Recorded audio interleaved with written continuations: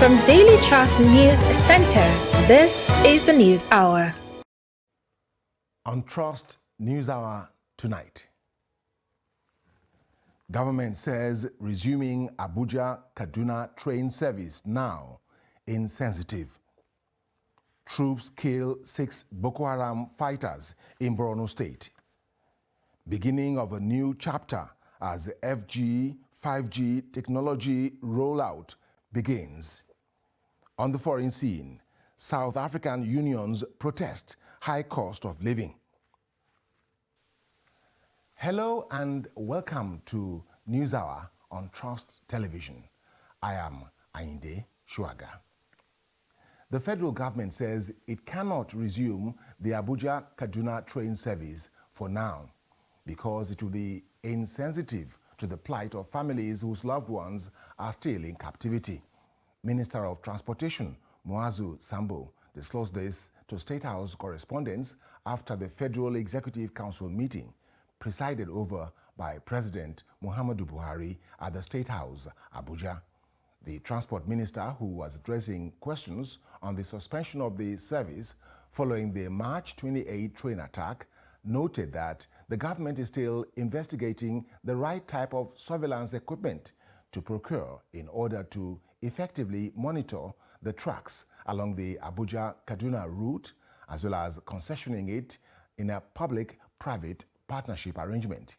While the Federal Executive Council has approved 1.49 billion naira for the repair works to be carried out at the Nigerian Railway Corporation. Troops of the 21 Armored Brigade in Bama have reportedly killed 6 Boko Haram insurgents during a raid on an illegal market established by the terrorists in Bama local government area of Borno State. Reports say the operation took place on Wednesday at about 11 a.m.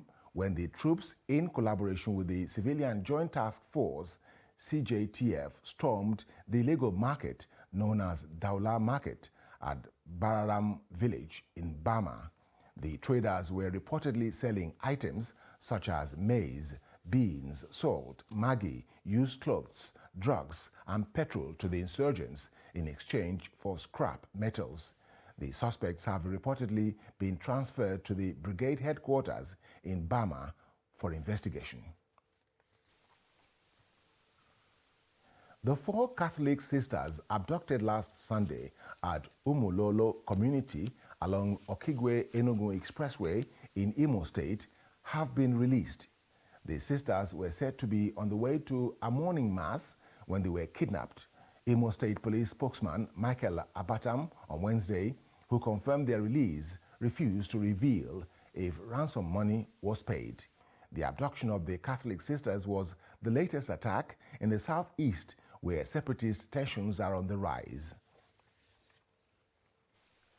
As the struggles by families to afford 3 square meals heightened, local maize flour has flooded markets across Katsina State. The maize flour, popularly known as garin kilo, is used in preparing tuwon masara, which is easy to make. Trust TV's Abdullahi Yamadi visited some spots where this popular corn flour is being processed and sold. The report. Necessity, they say, is the mother of invention. Maize flour is now a lucrative business in many towns and cities in the northern part of Nigeria, especially in Katsina State. Apart from its availability, maize flour is affordable, easy to make, and it saves time. Families prefer to patronize this ready-made flour as it is a shortcut of cooking a satisfying meal for the family without any fuss.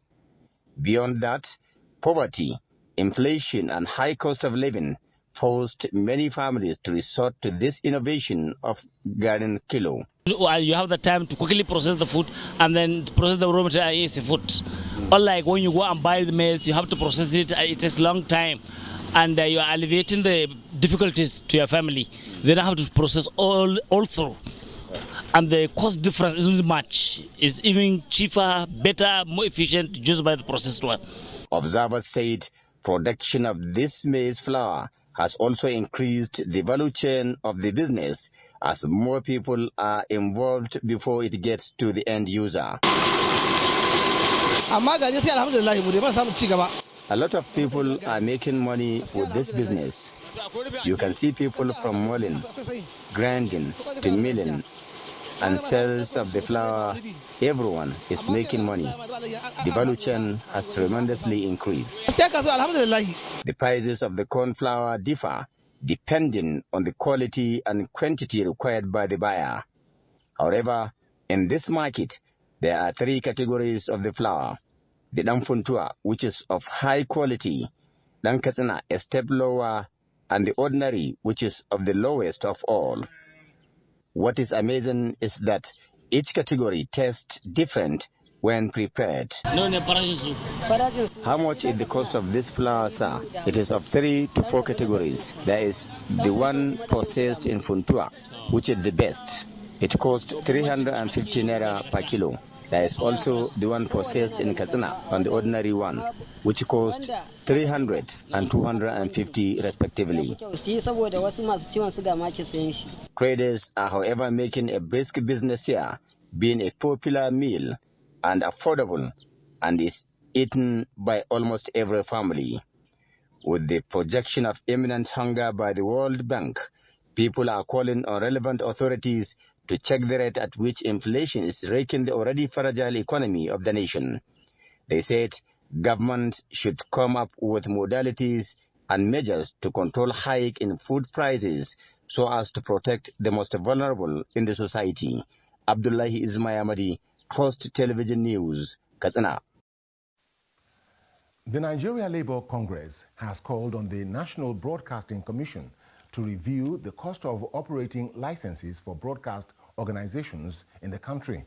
NLC President Ayuba Waba made the call in a statement days after NBC announced the withdrawal of the broadcast licenses of more than 50 radio and television stations in the country.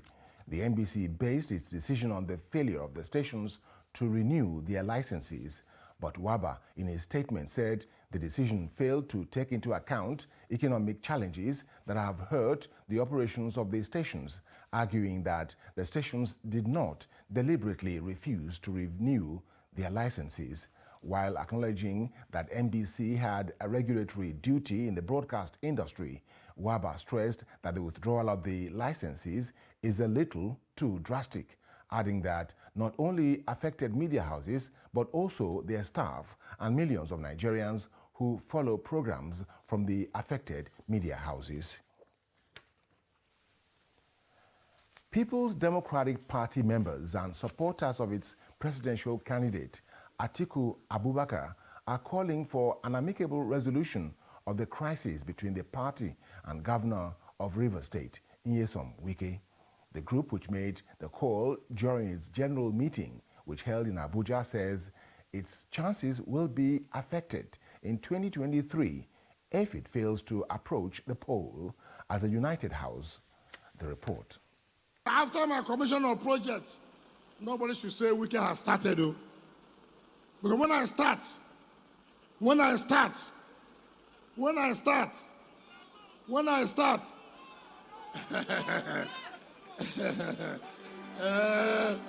I've been on my own. They are looking for trouble when there's no trouble. As the crisis in the People's Democratic Party brews, party loyalists and other faithfuls have expressed worry over the chances of their party in the general election. These supporters are no different. To be honest, in life, there has to be conflict in every organization. All we hope for is that it is resolved amicably. You see, the truth about life is if there is no conflict, then it means you are not even living life the way it should. They are, however, optimistic that the crisis will be resolved before the commencement of presidential campaigns.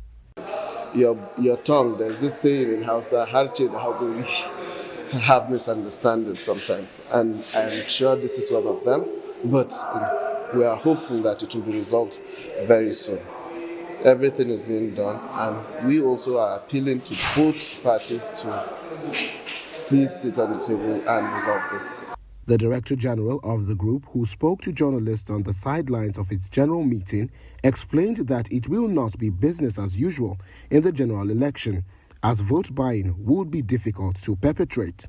I don't think that vote buying will sell at this point, because with the security that have gathered already, if you are trying to do that, you'll be caught, and once you're caught, you know what it is. So I am advising anybody planning a fraud for that to please disengage from it, because it will not take you anywhere. Mrs. Dike also called on women to actively participate in determining Nigeria's next set of leaders. I encourage all the women and the youth to ensure that they have their PVC. That is your power, and that is what will tell who you become tomorrow.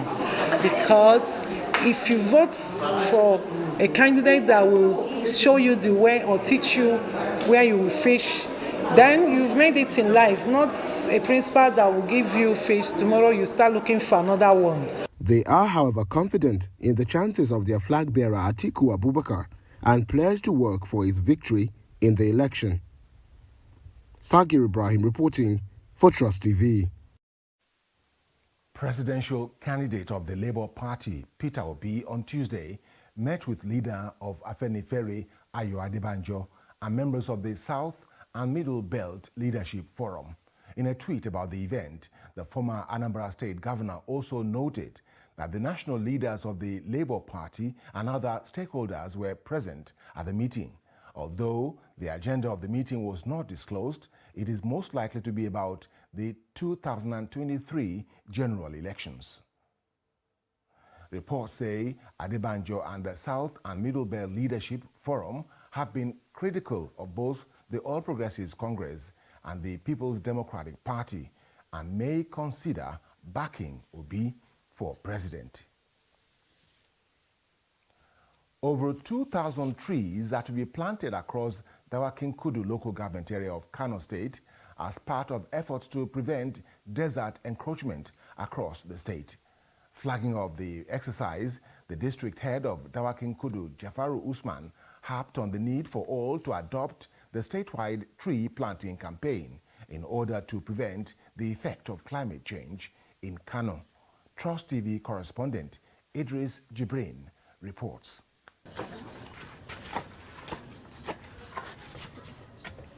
Organized by a non-governmental organization, Panacea Foundation, with the support of Federal Ministry of Environment and other stakeholders, this tree planting campaign is to further sensitize communities across Dawakin Kudu local government on the importance of tree planting to protect the environment owing to the global effect of climate change.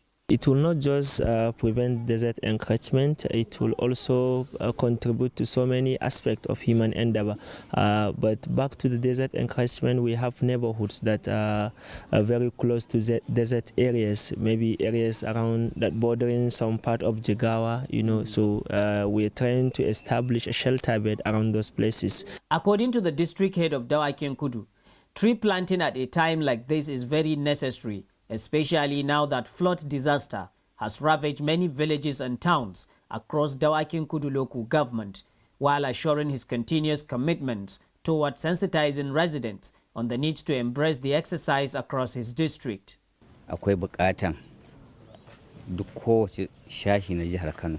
It is very important for you to take up this campaign in all the emirates across Kano State. You can start by looking at doctors to inform the people about the benefit of these trees, because some trees are medicinal, some are even food. Meanwhile, the Panacea Foundation confirmed that tree planting campaign is going round the 44 local government areas of Kano State, and that no place will be left until the environment is fully protected. Before we go on site to plant, we do assess every place. For example, the commitment of the communities, then the protection gears. Is it a basket or this stone or even mosquito net, or is the place fenced?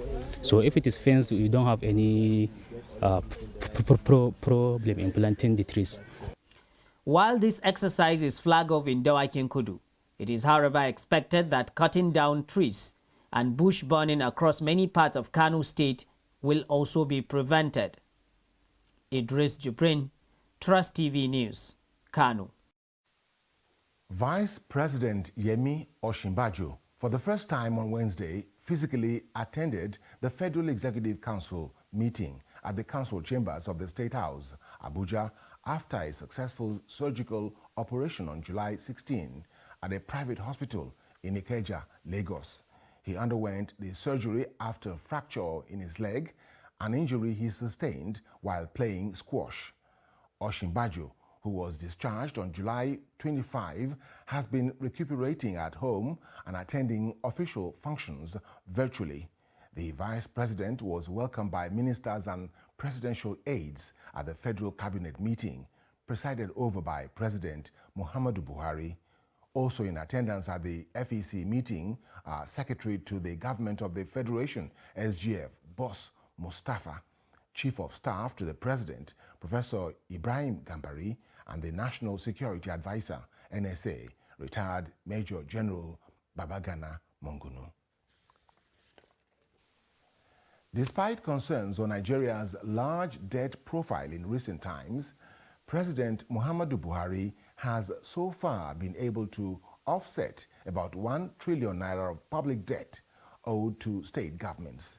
Minister of Works and Housing Babatunde Fashola explained to newsmen at State House Abuja that the debts were run by states which constructed federal roads before the life of the current administration. He said the Federal Executive Council at its Wednesday meeting approved contracts for the construction of some major roads in 5 northeastern states. Kehinde Amodu reports.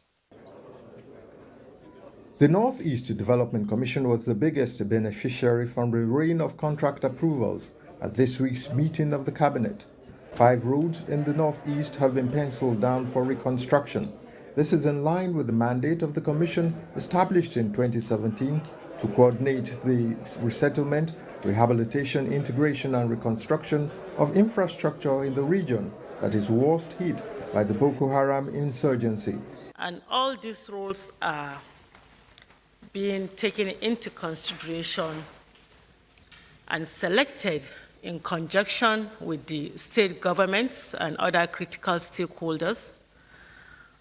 These roles are expected to stimulate economic activities, enhance security, and facilitate the freer movement of goods and people in these affected states. Meanwhile, the federal government has offset about 1 trillion naira public debt incurred by state governments. These are interventions made on federal roads previously before the life of the Buhari administration. So this is also part of the national debt. So the process of payment requires the Ministry of Finance, subsequent to this approval now, to go to the National Assembly to get approval to raise debt to secure payment to the states. I think it's important to note that when we're having conversations about the national debt, these are some of the components. They were inherited debts that this government is also paying for infrastructure. There are indications that the Abuja Light Rail Service will soon begin operations. The rail, inaugurated by President Buhari in July 2018 and open to passengers, has since been abandoned. But it just got approval for a contract to provide security services for the entire 45 kilometers of the track within the federal capital city. And these security services are meant to protect the key infrastructure on the rail tracks, the signaling and communication equipment, as well as the electrical system. Now, just how soon the Abuja Light Rail will resume is not certain, as some repairs may have to be made to vandalized portions of the track. From State House Abuja, Kehinde Amodu, Trust TV News.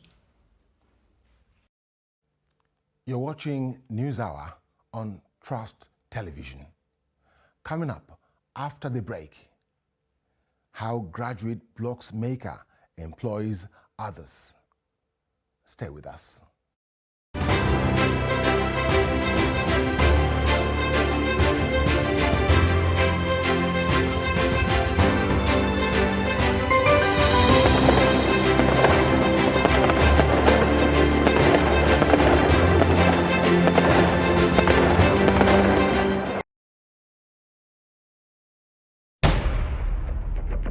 Every patriotic Nigerian should hear this.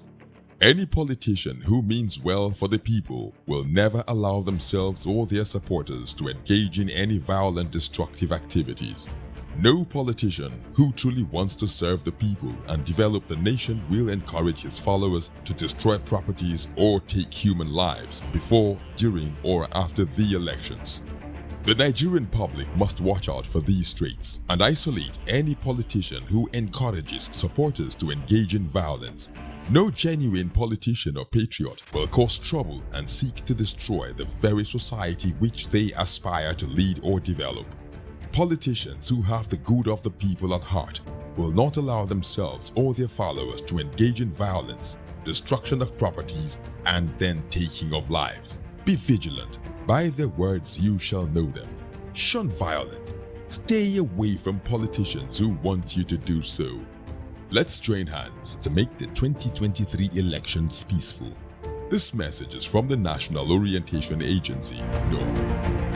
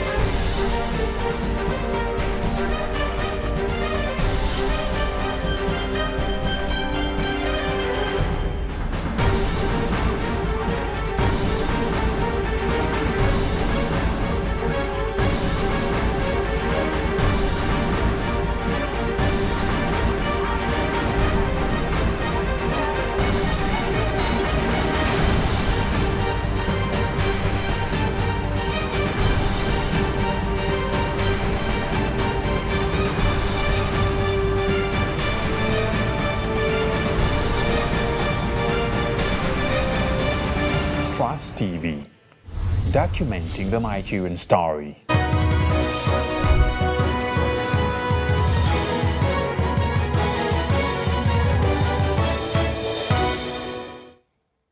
Welcome back. If you're just joining us, this is News Hour on Trust TV. A recap of our top stories. Government says resuming Abuja-Kaduna train service now insensitive. And troops kill 6 Boko Haram fighters in Borno State. The federal government said Nigeria produces 2,000 to 3,000 doctors annually, disregarding the brain drain attributed to the medical sector in the country. However, some stakeholders refuted the claim, stating that Nigerian health system is struggling with scarcity of health professionals. Christiana Amodu Otinyia tells us more in this report.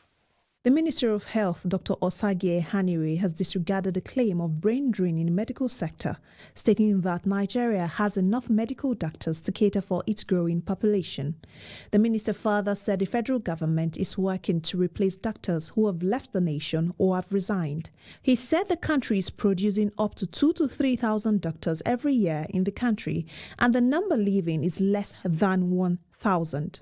Reacting to the minister, the chief executive officer of NOI Polls, Dr. Chike Nwangu, in an interview with Trust TV, said the country does not have enough doctors to meet the health demands of Nigerians. I'll start with saying it's great that we produce 3,000 doctors on a yearly basis, but it's nowhere near enough. We're a very large country, and based on WHO requirements, we're supposed to have 1 doctor to 600 people. At the moment, we have about one doctor to 4,000 to 5,000 people. So we still have a lot to go. And statistically, for us to be able to meet the WHO standards, we need to be producing 10,600 doctors on a yearly basis. So 3,000, 10,600, we still have a long way to go, and this is coupled with the fact that we have doctors emigrating on a daily basis.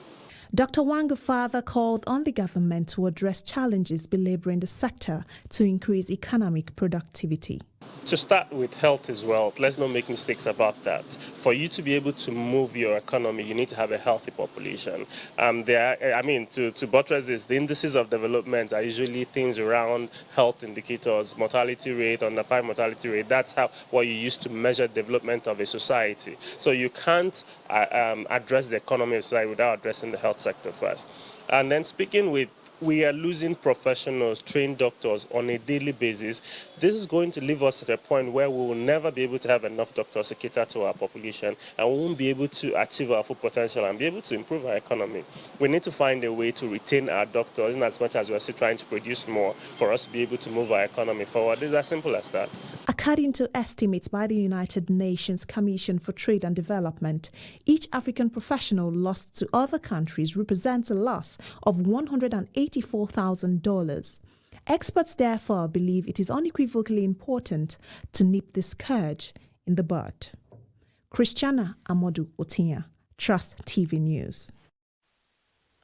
As Plateau State farmers continue recounting their losses this year due to the blight disease attack which ravaged their farms and destroyed crops, this Plateau State government has assured that it will support the farmers to nip the situation in the bud. The State Commissioner for Agriculture, Hosea Finangwa, who gave the assurance, said the decision is to help cushion the effect of the disease attack on the farmers.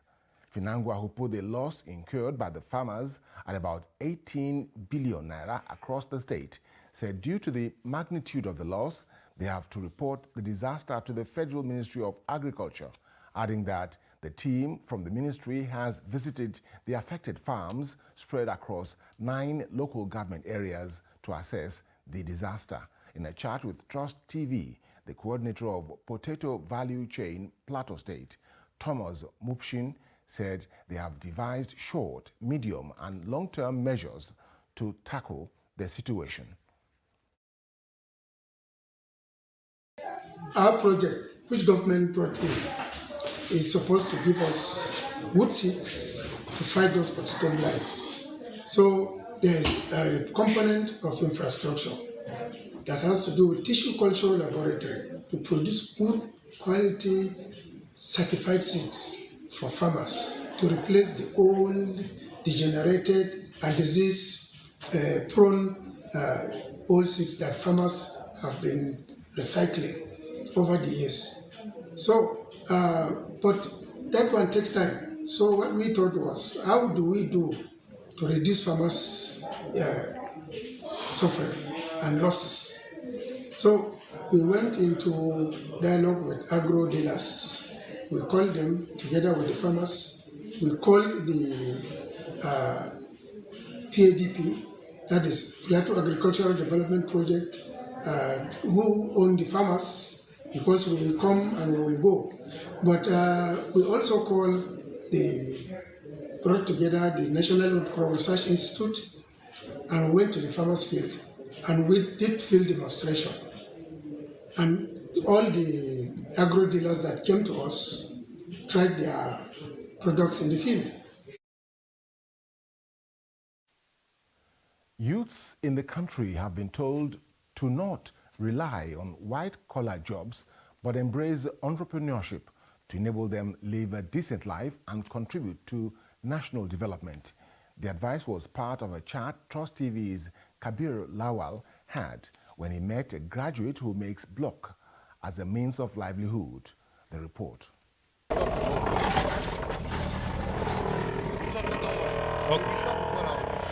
Sondakuye holds a university degree, but has not stood on his way as he makes blocks to take care of himself and his family.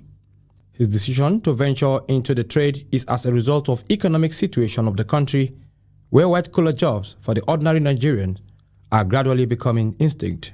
He told Trust TV that he finds fulfillment in block making. Well, I'm into bricks making, and by the grace of God, God has been helping us despite the challenges of the country, but we are still managing it, and you can see how the economic of our nation is going, but we are still trying to see how we can meet up with our daily living. through this means. Kuye added that due to the level of unemployment in the country, taking up block making was not a difficult decision, as the can-do spirit which sets the average Nigerian apart both home and diaspora is alive in him. So many challenges. You know, as an undergraduate then, it wasn't really easy. You know, joining my studies together with incoming business like this, it was not easy. It was not really easy. I could go for lectures. I have to, you know, look up to the workers, because one thing with this work, once you are not there, the workers do whatever they want to do, because they are after their money, and that is just the truth. They are after their money, but you just have to give them a close supervision, and without that, you are bound to lose a lot. Sunday Kuye further stated that apart from making a living from the trade, he now employs other youths. He called on the government and public-spirited individuals to invest in the future of the youth to make them self-reliant. Kabir Lawal, Trust TV News, Abuja. Security agencies and other stakeholders in the security sector have again been charged to put more effort towards tackling criminal activities in the country. Nasarawa State Governor Abdullahi Sule gave the charge while distributing operational vehicles to security agencies, community and traditional leaders in the state. Abubakar Abdullahi, who sent the report from Lafia, said the governor charged the benefiting agencies and leaders to make judicious use of the vehicles. The report is presented from our studio. Following the recent Kuje jailbreak in the Federal Capital Territory, public and private schools were closed to prevent possible attack in any of the school or facilities in the state. With the schools yet to reopen, government, in collaboration with security agencies and relevant stakeholders, is taking measures to improve security across the state. Distributing the operational vehicles as part of the measures, Nasarawa State Governor Abdullahi Sule said although security agencies and other stakeholders have been doing their best in the area of safeguarding lives and property, more needs to be done towards fighting crime and criminality. But we don't just stand at gratefulness. We have to continue to make more efforts. They say precaution is better than cure.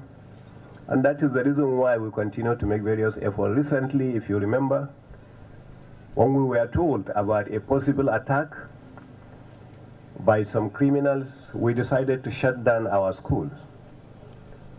God Almighty actually helped us to ensure that we didn't have any problem whatsoever as a result of that shutdown. Governor Sule, who commended security agencies and stakeholders for the successes recorded in the security sector, said security is everyone's responsibility and assured that the state will do more to guarantee the safety of all. We also want to use the opportunity to thank our service chiefs, community leaders, our religious leaders, our traditional rulers, and the good people of Nasarawa State for the collective effort that we have had for us to be considered one of the safest states in the country. Security is the responsibility of everyone, and I believe everyone has been playing one role or the other for us to get to where we are. While appreciating the governor for the gesture, Nasarawa State Commissioner of Police, Adesina Shoyemi, represented by DSP Usman Nadada, assured that security agencies would continue to work towards making the state among the safest in the country. We want to thank His Excellency for the continuous efforts that have been given to the security agencies and other government services that are assisting us towards securing the state. I want to assure His Excellency that this assistance given to the security agencies will be used judicially. We will continue to maintain the lead to be the safest, one of the safest states in the nation and the safest in the North Central Zone. At the event, 42 vehicles were distributed, bringing the total number so far distributed since the inception of the current administration to 129. Similarly, Delta State Police have received 5 operational Hilux patrol vehicles donated by the Chief of Defense Staff, General Lucky Irabo. Presenting the vehicles, the 63 Brigade Commander, General Maye Ranso David, said the gesture is to improve interagency cooperation and improve logistics for the police in crime fighting. Delta State Commissioner of Police, Ari Muhammad Ali, noted that the move will boost the morale of police personnel in the state and assured the Chief of Defense Staff that the vehicles will be used judiciously to enhance the fight against crime and criminality across the state. The spirit of working together with the sister security and law enforcement agencies in Delta State, that is why he delegated me to be here this afternoon to make this presentation of these 5 patrol vehicles to the police. And I must also add that the Chief of Defense Staff intends to extend more of this gesture to other security and law enforcement agencies in Delta State in due course, of course, within the availability of resources. I am indeed highly elated. The uncommon example the CDS has given and of course done to the police this afternoon. That is community policing in action, showing that the police and the military have that symbiotic relationship in order to fight crime. And with these vehicles, you can trust that criminals in Delta State will have no hiding place any longer. With this, we are further encouraged, we are further emboldened to go out there and fight crime to the best of our ability and ensure that Delta State remains, of course, the hub of economic and commercial activities. You're still watching NewsHour on Trust Television. More stories after the break.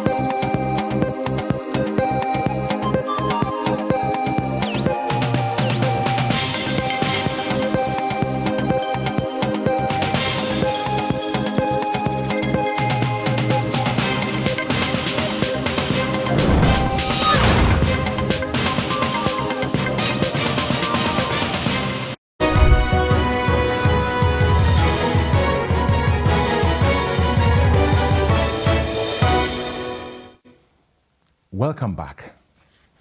The Presidential Fertilizer Initiative, PFI, was established back in December 2016 with the aim to deliver quality and affordable fertilizers to farmers. The emphasis at its establishment was timely delivery of the product to Nigerian farmers ahead of the wet season. Since then, there have been several developments in the supply of fertilizer which have raised questions about whether or not it has achieved its purpose. Chamun Dabeng speaks to the Executive Director of the Fertilizers Producers and Suppliers Association of Nigeria, FEPSAN, Gideon Negedu, in this report. The Organic Fertilizer Producers and Suppliers Association of Nigeria of PSAN had earlier called for the disbandment of the Presidential Fertilizer Initiative, stating that the aim for its establishment had been defeated. But are reasons for this call genuine, and what are the reasons for it? Gideon Negedu is the Executive Director of FEPSAN. He wonders what metrics is the alleged failure of the PFI based on. The PFI, as an initiative, set out to support and incentivize local production of fertilizers. And that's one thing people don't quite get. The primary focus of the PFI was to revive local blending in Nigeria, create import substitution so that Nigeria could sustainably, grow or manufacture its own fertilizers. So having said that, what metrics would that have failed? It has succeeded beyond its wildest dreams. You have to be able to attribute failure clearly, all right? As an initiative, what did we meet? We met this industry comatose. I mean, the blending industry was comatose. In terms of production, Nigeria was a net major importer of fertilizers. And the facts and the records are there.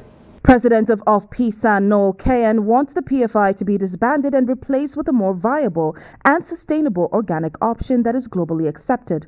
The question to ask, perhaps, is what challenges is the PFI having to overcome? What is the real issue is price. What can you really do about it? There are materials that you don't produce here. In fact, one of the things that the president did early on is to commission a study on the deposits that Nigeria has, because we've not tapped these resources. We've not even done exploration studies on potash that we have here. That has been commissioned so that private sector can take it over. We have also, there's a $1.4 billion plant that is being worked on in Akwa Ibom by NSI. That plant will help Nigeria to produce ammonia, that they can be able to produce things like DAP. We will get phosphoric acid and make the DAP here cheaper. That project is ongoing as we speak. The more Nigeria invests in these things, okay, the cheaper fertilizers will be over time. In terms of sustainability, it doesn't get, you cannot sustain it better than what it is now, because right now it is the private sector that, this is what everybody has clamored for. My problem is we clamor for something as private sector people, as professionals, as technocrats, and then it is happening and then we're complaining. Phase 2 of the PFI was restructured by the government in order for the private sector to take control, while government only plays a part in importing the product. Chamun Dabeng, Trust TV News, Abuja. And now moving from agriculture to technology. Fifth generation, popularly known as 5G network, was officially rolled out across 190 sites in the country on Wednesday. The progression from GPS to 2G to 3G and to 4G has greatly impacted telecommunications technology, which has rapidly developed over the years. In this report, Noel Sampson looks at the opinion of people about the 5G rollout on Wednesday. The report. There is a lingering worry over connectivity with continuous churning out of smartphones, iPads, laptops, and different applications. The enduring strength of an internet connection is the bedrock for the use of these gadgets, software, and applications. That is why tech corporations are always trying to go one step further with this innovation. The latest search for a better operating system has given birth to the 5G. Experts believe that the introduction of the 5G network will improve the use of many applications. But what do people believe? 5G basically just means a faster internet receiving and taking out data. That's megabytes per second. Just like your 1G, we had the 1G, the 2G, 3G, 4G, and the next thing is 5G. Basically, it just means speed, better speed. Those who use the internet as a means of livelihood are excited with the introduction of the 5G network as an improvement on the 4G network. It will improve the standard of living, through which you know today that you will be in your house, you are making sales through your platform. So whenever there is this disappointment of network, you have issue with uploading whatsoever you are selling on the social media. So that you are getting this 5G network today, it helps us to fast in the uploading our goods and also on the communicating with our customers. But in the beginning, there were misconceptions and conspiracy theories. It, however, seems that those misgivings have disappeared, as Nigerians have nothing but positive remarks concerning its rollout. I really don't understand much about it, but there was a time that people were like, the 5G network is an antichrist. When the world is coming to an end, that stuff like this begin to happen. But I feel the 5G network is more beneficial to us, depending on the kind of network we have in Nigeria. It makes our internet fast and easy to use. We heard that it killed people. A rumor that was going around during the pandemic period. So, didn't still change anything about it. Rather, it's an improvement. Speed, internet. The world is going global, computerized. Yeah, it's convenient. Okay, at this point, it's a choice. Because most of the devices have 5G, some don't have, and some come in support, some don't come in support. So I still recommend 5G. Many believe that 5G network will definitely be of great improvement to the internet connection problem. Nigerians will just have to wait and see. Noah Samson, Trust TV News, Abuja. And now it's time to join Chamon Dabeng for business news.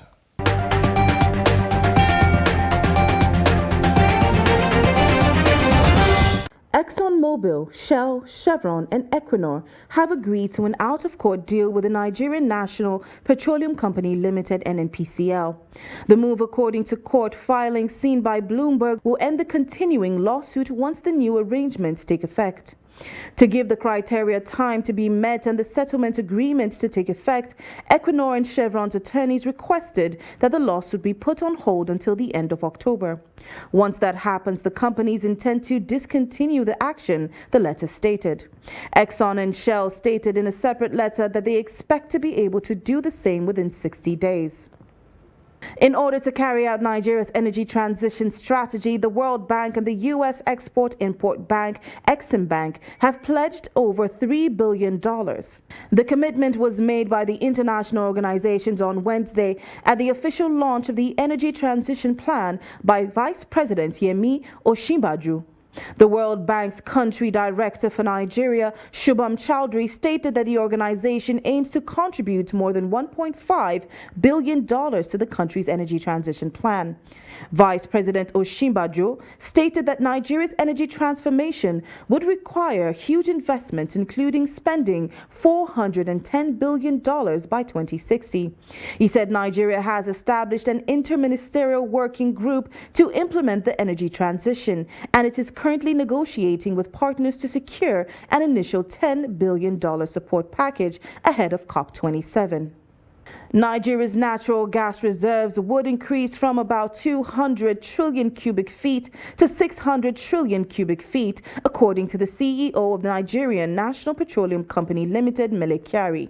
Kyari stated this at the Nigerian Energy Transition Plan's launch on Wednesday in Abuja.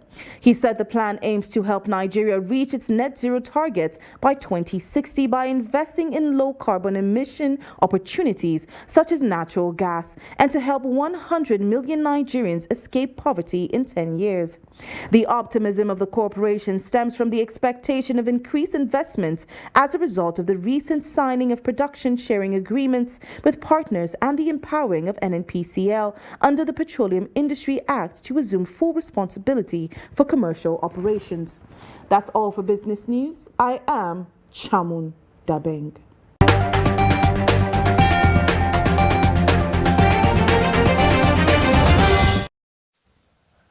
On the foreign scene, hundreds of South Africans protested in the executive and legislative capitals of Pretoria and Cape Town on Wednesday against inflation that has soared to a 13-year high. The protests were led by the trade union group Congress of South African Trade Unions, COSATU, a longtime ally of the governing African National Congress. Labor unrest often affects sectors such as mining during wage negotiations, but it is rare for COSATU, South Africa's biggest union, to lead a national protest. Union officials said more protesters were expected to join the marches as the day progressed, though it was not immediately clear if a call for a national shutdown to take place in more than 10 major cities will be successful. The Department of Public Service and Administration said in a circular to government departments that state employees participating in the COSATU-led protests, which were supported by unions from other federations, will not be paid. The United States says it has carried out air raids in eastern Syria targeting infrastructure facilities used by groups affiliated with Iran's Elite Revolutionary Guards Corps, IRGC. A statement on Wednesday by U.S. military spokesman, Central Command, Colonel Joe Busino, said the raids in Syria's Deir az-Zor were ordered by President Joe Biden. Busino stressed that the raids took proportionate, deliberate action intended to limit the risk of escalation and minimize the risk of casualties. He did not identify the targets nor offer any casualty figures from the attacks. Deir az-Zor is a strategic province that borders Iraq and contains oil fields. Iran-backed militia groups and Syrian forces control the area and have often been the target of Israeli warplanes in previous raids. Going to sports news now, Daniel Ricciardo will leave McLaren at the end of the season. The team said they and the Australian had mutually agreed the split, but McLaren admitted they had precipitated the move. The announcement is expected to be followed by confirmation that McLaren have signed Australian Oscar Piastri, the Formula 2 champion and Alpine reserve. McLaren said they would confirm their 2023 driver lineup in due course. The team already has Lando Norris under contract until the end of 2025. Let's now join Adeniyi Ajisafe for more sports story.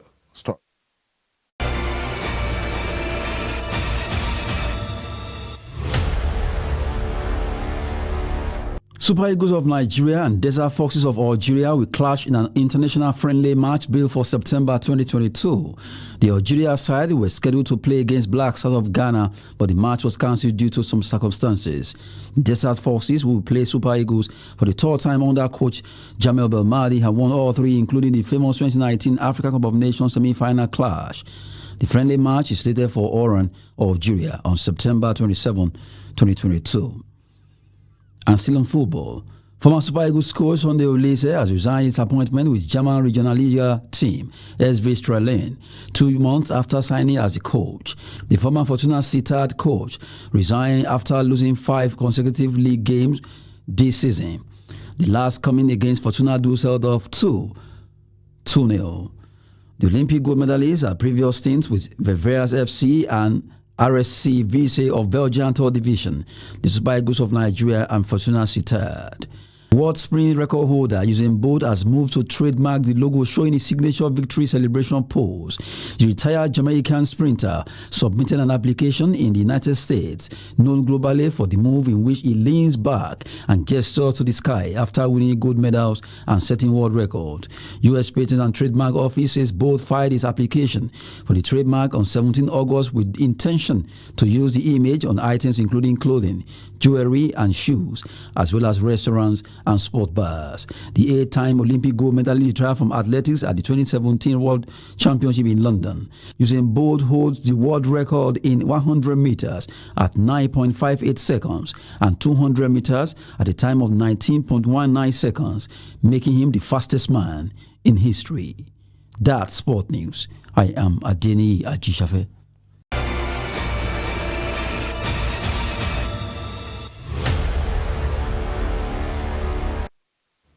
And with that, we have come to the end of News Hour on Trust TV. For more news, connect with us across all our social media platforms. I am Ayinde Shuaga, thanking you for watching.